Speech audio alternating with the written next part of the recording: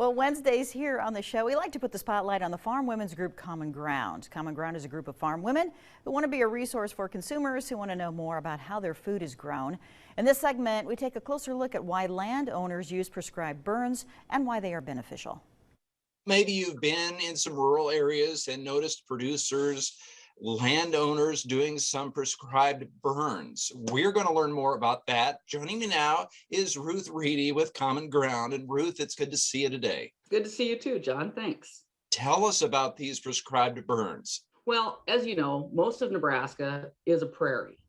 And as a prairie, it has a lot of different species. And those species came about with fire being used as a tool for them to grow and develop.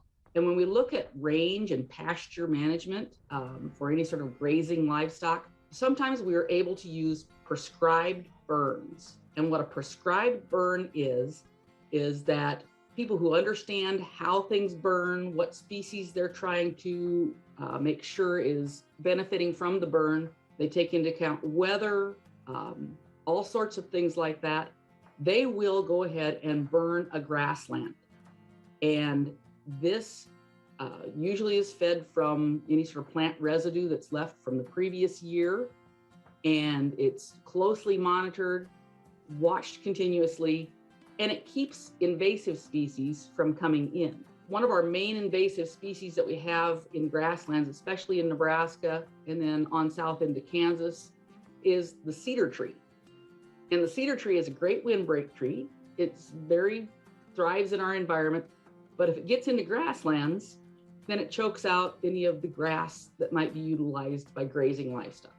That is the important part of all this. I think that consumers ought to know is that it's not like a landowner is just lighting a fire in a pasture.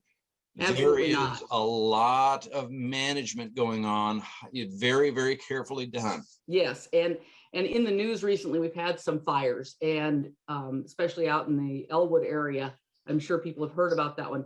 That was an accidental fire, and that's not what we're talking about here. We're talking about those where it's a specific area of land chosen to be managed through fire, and all the things that need to be managed are taken into account. Thank you, Ruth. And Thank you. you were going to be back in a few minutes with the recipe. Yes, I've got ham balls, and coming up with Easter, we might have a little leftover ham, and this is one of my favorite ways of using leftover ham.